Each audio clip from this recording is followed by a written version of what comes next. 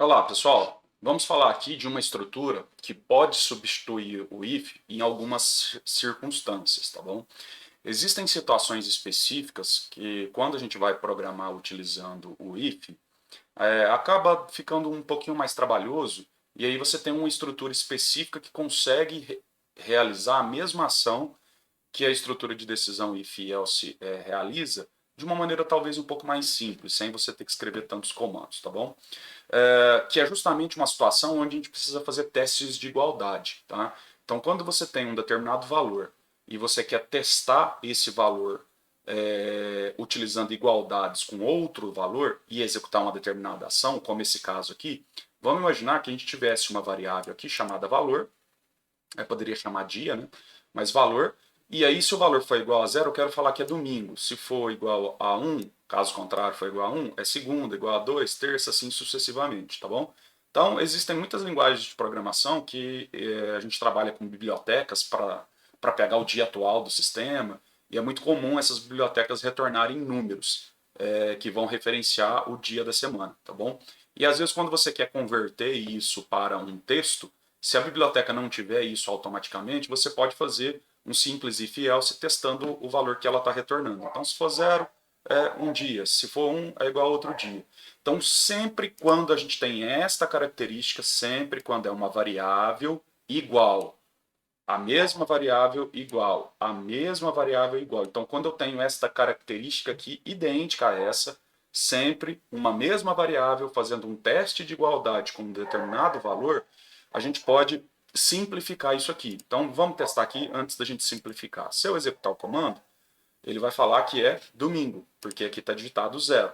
Se eu falar que é 6, ele vai falar que é sábado.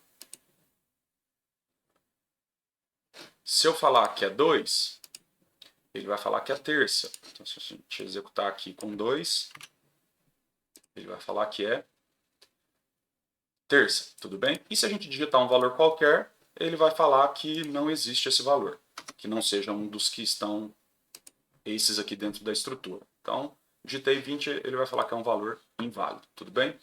Então, note que a gente teve que ficar escrevendo valor é igual, valor é igual, valor é igual, a gente teve que ficar toda hora escrevendo esse valor é igual. Existe uma outra estrutura que substitui o if exatamente nessa situação aqui, que é o switch case, tá bom? A estrutura do switch case, ela foi criada para substituir este caso em específico do if aqui de uma maneira que fique mais simples, tá? Então, como que ela funciona? A gente escreve a palavra switch, a gente coloca a variável que a gente quer testar, então switch valor, então teste com valor, escolha com base no valor. E aí eu abro e fecho as chaves, e aí eu começo a escrever as possibilidades. Caso, case, o valor, o conteúdo da variável valor for 1, então faz um determinado comando. Então aqui a gente vai escrever um determinado comando, ok? E aí normalmente a gente coloca esse comando break aqui, que vocês vão entender o porquê, e aí a gente vai repetindo isso aqui, ó, quantas vezes você quiser. Então case, caso for 2, faz tal coisa. Caso for 3, faz tal coisa. Caso 4, faz tal coisa. Caso 5, tal coisa. E assim sucessivamente. E aí, para a gente simular esse else aqui, a gente coloca a palavra default, tá bom? Então, default, e aí eu escrevo aqui o comando que eu quero, tá bom? Então, basicamente, a estrutura do switch, ela funciona dessa forma. Note que ela fica um pouquinho mais simples, porque você não tem que ficar escrevendo valor é igual, porque ela justamente foi feita para isso, para testar igualdades. Então, você escreve a variável uma vez só, e o valor que você quer testar, você coloca aqui na frente do case. Então, se eu quero testar igual a 1, igual a 2, igual a 3, eu coloco o valor que eu quero testar ali. E aí, então, eu coloco o comando que eu quero que seja executado aqui, tá bom? Então, hoje é domingo, hoje é segunda.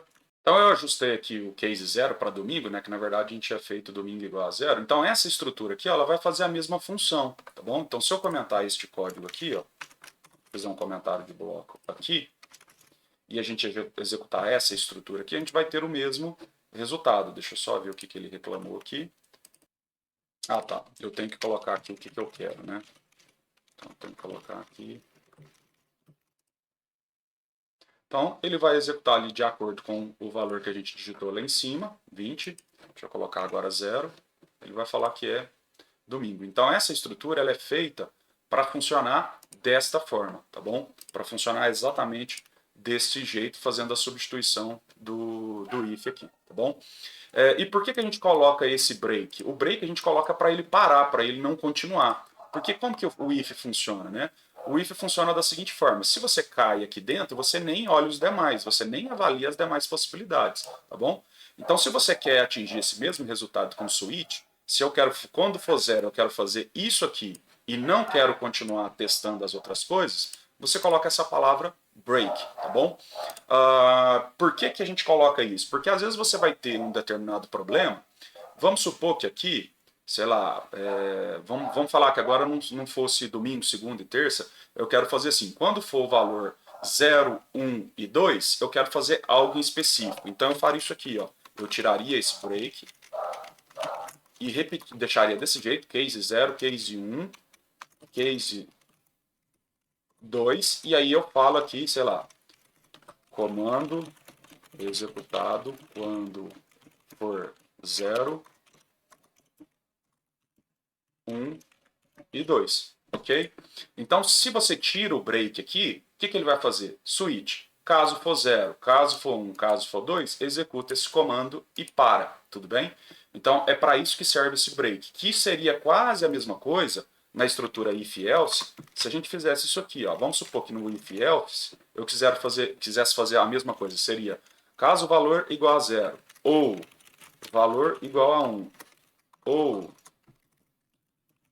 valor igual a 2, aí faz tal ação. E a gente tiraria este bloco daqui. Então, aí a gente daria a mesma mensagem aqui. Note que a gente vai ter o mesmo resultado. Ó. Vou executar aqui. Vai ser impresso duas vezes o mesmo resultado. Deixa eu ver o que ele reclamou aqui agora. Ele está falando que esperava um parênteses. Deixa eu ver aqui o que ele está reclamando. Faltou o teste da igualdade aqui. Então, se a gente executar isso aqui, ó, a gente vai ter o mesmo resultado lá. Comando executado quando for 0, 1 e 2. Então, o uso do break aqui, ele serve para simular o mesmo comportamento que a gente tem no if-else. Tudo bem? Até o próximo vídeo.